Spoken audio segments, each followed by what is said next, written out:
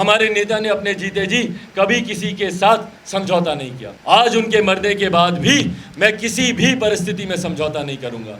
आज की तारीख में मुख्यमंत्री के साथ हैं, ये वही मुख्यमंत्री हैं जिन्होंने हमारे नेता के राजनीतिक वध करने में कभी कोई कसर नहीं छोड़ी।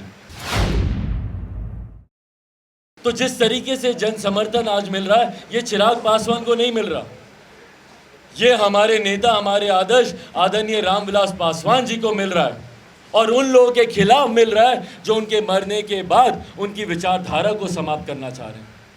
हमारे नेता ने अपने जीते जी कभी किसी के साथ समझौता नहीं किया।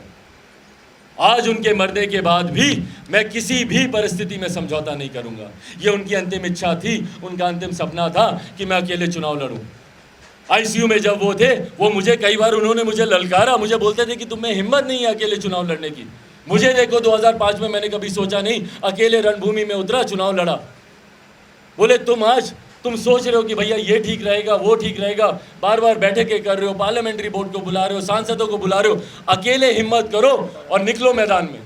उसके बाद देखो कैसे तुम्हें जन समर्थन मिलता है। और हकीकत है, मेरे प्रत्याशियों से पूछे किस तरीके का माहौल रहा और हम लोग के प्रत्याशियों की जीत होती और बड़ी संख्या में होती अगर आखिर के दिनों में ये भ्रम नहीं फैलाया जाता कि भैया राजद आ रही है, ये सरकार आ रही है, वो सरकार आ रही है।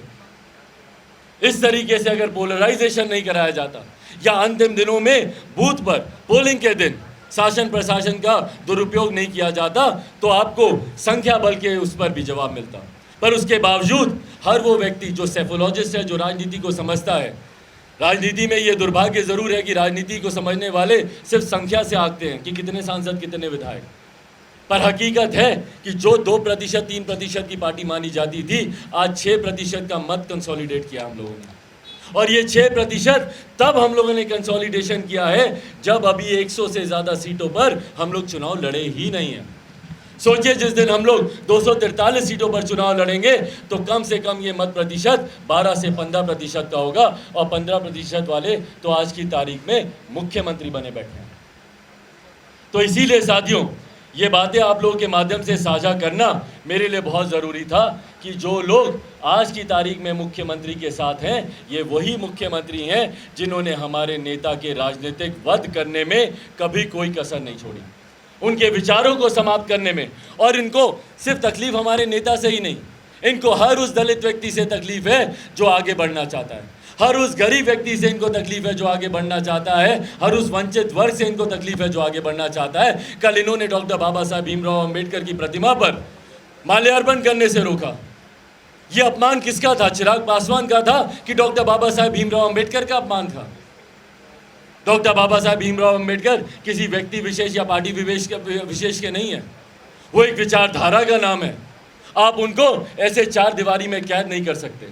भाई अगर आपको दिक्कत थी, कोरोना प्रोटोकॉल की आपको चिंता थी, तो आप बोलते ना कि अंदर बाउंड्री के अंदर 2 व्यक्ति से ज़्यादा नहीं जाएगा, 1 से ज़्यादा नहीं जाएगा। हम लोगों को रोक देते बाहर, 1 व्यक्ति को अंदर जाने देते। पर इस तरीके से डॉक्टर बाबा साहब भीमराव अंबेडकर को सम्मान देने से जो रोका गया, ये दर्शाता है कि भैया आपको दिक्कत है दलितों के आगे बढ़ने से, भले वो कल रामविलास पासवान हो या आज चिराग पासवान। पर आप लोगों के माध्यम से मैं ये भी स्पष्ट कर दूं, और बिहार की जनता और खास तौर पर अपने उन समर्थकों से जो इन विपरीत परिस्थितियों में मेरा साथ दे रहे हैं। हम लोग पापा बोलते हैं कि भैया सही नाव चलाने वाला वही होता है जो कि धारा के विपरीत नाव को लेकर जाने का मादा जिसमें हो। मैं धारा के विपरीत नाव को चला रहा हूँ। अगर मुझे धारा के साथ चलना होता तो 15 सीटें मुझे मिल रही थी चुनाव लड़ने के लिए। हमारे नेता ने अपने जीते जी कभी किसी के साथ समझौता नहीं किया। आज उनके मरने के बाद भी मैं किसी भी परिस्थिति में समझौता नहीं करूंगा। आज की तारीख में मुख्यमंत्री के साथ हैं, ये वही मुख्यमंत्री हैं जिन्होंने हमारे नेता के राजनीतिक वध करने में कभी कोई कसर नहीं छोड़ी।